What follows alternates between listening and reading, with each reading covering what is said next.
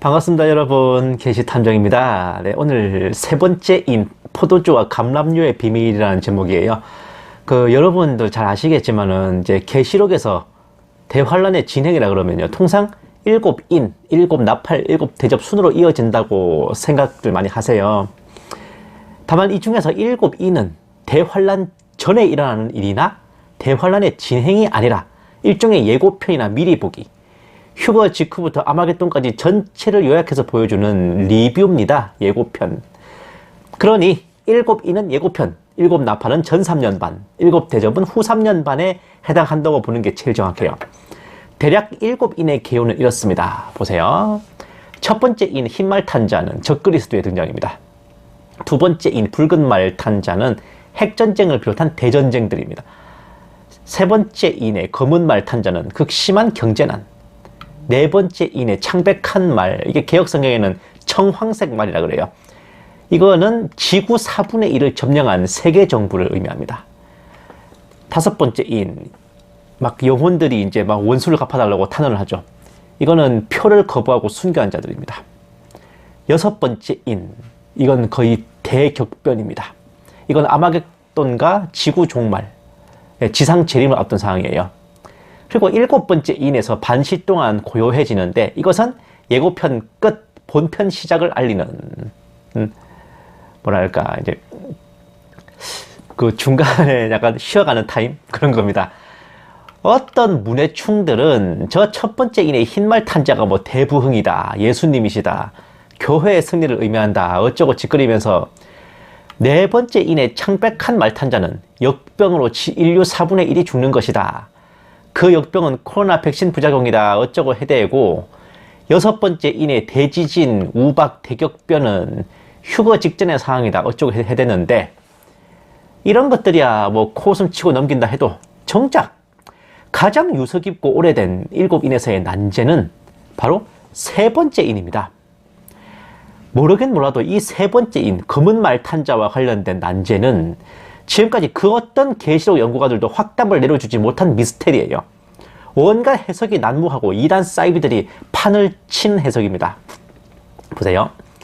어린 양이 셋째 봉인을 여실 때 내가 들으니 셋째 짐승이 말하기를 와서 보라 하더라. 그리하여 내가 보니 보라, 검은 말 한 마리가 있는데 그 위에 탄자가 그의 손에 저울을 가졌더라. 그때 네 짐승들의 한가운데서 한 음성을 들었는데 말하기를 밀 한 대가 한 데나리온이요 보리 석 대가 한 데나리온이라 하고, 또 너는 기름과 포도주는 손상시키지 말라 하더라. 계시록 6장 5, 6절 말씀. 이거는 킹제임스예요. 이거를 이제 개역 성경으로 보면요, 내가 내 생물 사이로부터 나는 듯한 음성을 들으니 이르되 한 데나리온의 밀 한 대요 한 데나리온의 보리 석 대로다. 또 감람류와 포도주는 해치지 말라 하더라. 제가 이거 계시록 6장 6절만 따로 뺐습니다. 킹제임스 역본에서는 기름과 포도주라 그러는데 우리에게 익숙한 개역개정에는 감람류와 포도주라 그러죠. 그 당시 문화권에서 기름이면 거의 감람류거든요. 올리브 기름. 한 데나리온, 즉 하루 일당으로 밀 한 대 또는 보리 석 대밖에 살 수 없는 극도의 식량난과 기근을 예고하는 거는 뭐 다들 아시는데, 감람류와 포도주를 해치지 마라, 손상시키지 마라, 이거는 대체 무슨 의미일까요? 본 계시탐정이 알기로 지금까지 이 대목에 대해 명확한 대답을 준 계시록 강의는 없었습니다. 다들 이 부분은 좀 두리뭉실하게 넘어가요. 지금까지 본 계시탐정이 보았던 해석들은 이렇습니다. 하루 품삯으로 고작 밀 한 대나 보리 석 대를 살 뿐이니 감람류와 포도주 같은 사치품은 살 생각도 하지 마라. 이건 공동번역 성경에 아예 이렇게 나와요. 극한 경제난으로 감람류와 포도주 같은 사치품 구입 불가. 세 번째는 감람류와 포도주는 대환란 와중에도 보호받는 성도들을 상징한다 라는 해석이 있고, 네 번째는 우리 교주님과 우리 교회 신도들입니다.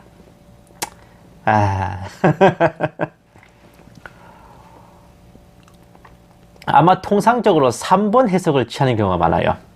대환란 와중에도 보호받는 성도들. 헌데 그 경우에도 문제가 있죠. 감람류와 포도주가 상징이면요, 앞에서 언급된 한 데나리온, 밀 한 대, 보리 석 대는 왜 상징이 아니라 실제라는 겁니다. 한 문장에서 어디까지는 실체고 어디까지는 상징이라면 뭐가 상징이고 뭐가 실체인지 우리가 마음대로 지목할 수 있겠어요? 보리석 한 데나리온에 보리석 대 밀 한 대. 이게 하루 일당으로 그 정도밖에 못 사는 경제난을 상징하는 거 아닌가요? 라고 하겠지만요. 보세요. 데나리온, 밀, 보리 이거는요. 결국 생필품, 생존, 경제 이런 것과 연관이 되는 그 용어들입니다. 근데 감람류와 포도주를 보고 성도가 떠오르세요? 이게 유추가 안 되잖아. 그러니까 결국은 데나리온, 밀, 보리는 이거는 경제난을 뜻하는 실용적인, 실무적인 풀이인데 감람류와 포도주를 성도로 해석하는 거는 완전 생짜 상징 아닙니까? 그래서 그런 거예요. 뭐가 상징이고 실체인지 우리가 마음대로 지목할 수 없지 않겠냐고요. 한 문장에서 그것도. 당연히 감람류와 포도주 또한 밀, 보리, 데나리온처럼 실체로 봐야지 비유나 상징으로 보면 안 되는 겁니다. 과연 감람류와 포도주를 해치지 말라는 게 무슨 의미일까? 저는 쎄빠지게 고민했어요. 근데 의외로 이상한 데서 제가 힌트를 얻었습니다. 먹는 거에 관심이 많은 본 게시탐정은 건강식과 다이어트 식단을 검색하다가 이제 그리스 요리 위주의 지중해식 식단이라는 걸 제가 발견했거든요. 그런데 지중해식 식습관에서 가장 기본적인 베이스를 이루는 품목이 바로 감람류, 즉 올리브 기름이었던 겁니다. 계시록에 쓰여진 시대는 지중해가 로마 제국의 호수가 돼가지고 초대교회는 물론 로마 제국령 전체에 지중해식 식습관이 만연해 있었어요. 올리브 기름 그리고 포도주는 산거지 아니고서야 가장 흔하게 먹는 집밥의 필수품이었습니다. 자, 백과사전 내용을 잠시 보시겠습니다. 짠! 올리브가 자생하는 지중해 연안에서 전통적으로 사용된 인류 탄생 이래 가장 오랫동안 사용한 기름 뭐다? 올리브 기름이에요. 주 용도 최초에는 식용이 아닌 의약품. 당시에는 올리브 열매를 통째로 으깨 나오는 즙을 상처 부위에 바르고 붕대를 묶어두는 게 가장 일반적인 치료법이었다. 올리브 기름은 의약품 겸 식품이었습니다. 그 신약인가 보시면 아픈 성도는 장로들이 방문해서 기름을 바르며 기도해주라는 말 나오죠. 그게 의료 조치를 병행하면서 기도를 해주라는 그런 의미예요. 다음. 구약 성서에는 아예 기름 부음을 받는 자라는 왕위 계승권, 그 기름이 올리브 기름이다.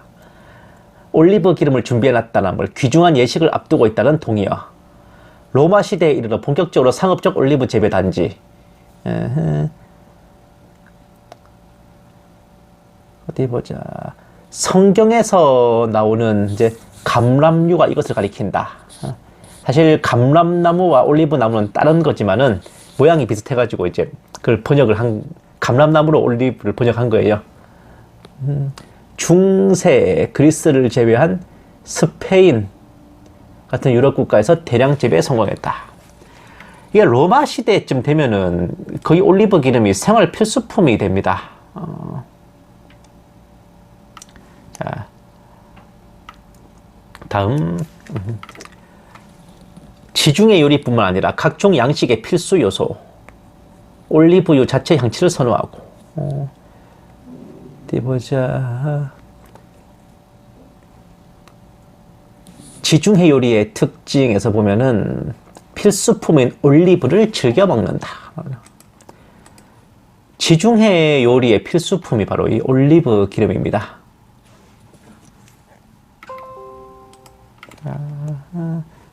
다음. 지중해 사람들은 올리브유를 단연더 사랑한다. 가히 박애적. 지중해 요리 메인 3국이라 할 수 있는 스페인, 이탈리아, 그리스 전부 공통점. 지중해 요리의 유일한 단점은 올리브유의 남용. 그리스인들의 전체 칼로리의 40%가 올리브 기름을 먹어서 만드는 걸 합니다. 생선구이만 해도 마지막에 올리브유 한 컵을 듬뿍 끼얹어 먹는다. 즉 올리브 기름 없이 성립되지 않는 지중해식 식습관이죠. 다음. 샐러드에 올리브유 뿌리고 빵을 올리브유에 찍어 먹고 엄청나게 먹어야 된다. 과거 그리스 사람들은 올리브유 섭취에도 매우 건강했었다. 그리스 요리 재료 중에 가장 중요한 것은 단연 올리브. 그리스의 올리브유. 다음, 그리스 및 로마 제국의 영향으로 포도주의 기원자가 되기 때문에 새로운 요리를 만들 때는 포도주와의 궁합을 매우 중요시한다. 와인은 막걸리와 소주와 거의 비슷해서 지중해 사람들의 저녁 식사에 와인 한 병 따는 건 흔한 것. 신포도주의 경우 포스카라고 불렀는데 이게 예수님께서 드신 그 신포도주입니다. 올리브 기름과 더불어서 포도주도요, 이 당시에 생활 필수품이자 음료였습니다. 그 당시 지중해식 문화권에서는. 오죽하면 예수님께서 이제 돌아가시기 전에 그 로마 목마르다고 하시니까 이제 로마 병사가 신포도주 이 포스카를 예수님께 바치잖아요. 거의 뭐 자기 수통을 꺼내서 드린 거랑 또 비슷한 개념이었다고 해요. 그만큼 이제 필수품이었다는 것이. 다음, 빵, 죽, 건포도 무화과, 양과 염소의 젖, 치즈, 야채, 그리고 올리브 기름과 쉬어 빠진 포도주. 포스카는 이제 이온 음료, 에너지 음료에 가까운 생필품. 어쨌든 이 당시에는 물이 좀 수질이 안 좋았기 때문에 거의 이런 신포도주든 그냥 포도주든 이런 포도주가 거의 물처럼 쓰였답니다. 로마 군대의 식단에서도 올리브 기름과 포도주는 필수품이었어요. 통상 미리 주식이지만 노예나 천민들은 또 보리를 먹었답니다. 어쨌든 결론은 감람류, 포도주는 앞에 밀과 보리와도 연결되어서 누구나 보편적으로 먹는 집밥, 가장 기본적인 최저 생활을 의미하는 걸로 보는 게 타당합니다. 별 산거지 아닌 이상에는 올리브 기름, 포도주, 밀, 보리는 먹었다는 거니까. 비록 경제난과 기근으로 인해서 하루 일당으로 밀 한 대, 보리 석 대밖에 사지 못할 망정, 그 혹심한 대환란 속에서도 하나님께서 인간을 향해 베푸시는 최후의 은혜가 바로 굶어 죽지는 않게 해주겠다는 게 아닌가 해요.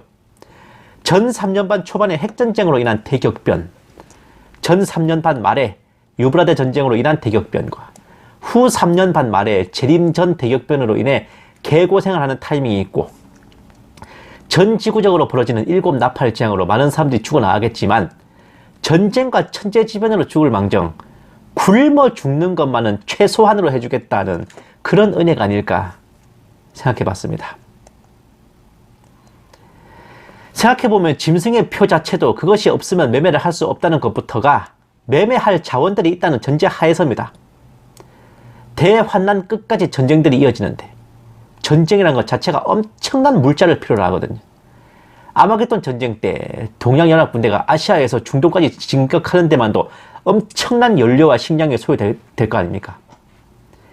큰 성 바빌론이 무너질 때 묘사를 봐도 온갖 다양한 상품들을 거래하는 상고들이 있다는 것에서 대환란 와중에도 굶어 죽는 것을 면하게 해주시겠다는 하나님의 최후의 자비를 엿볼 수 있습니다.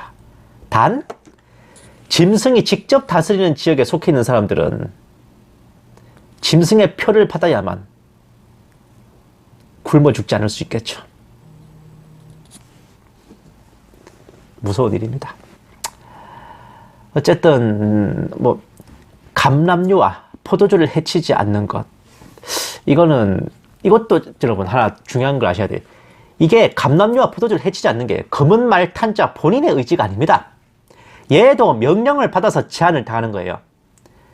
적그리스도는 대환란의 주체가 아니라 그 또한 대환란의 일부이자 소품으로서 하나님의 주관하에 있음을 확실하게 못 박아 두신 겁니다. 이로써 우리는 7년 대환란이 적그리스도에 의한 환란이 아니라 어린 양의 진노임을 알아야 할 것입니다.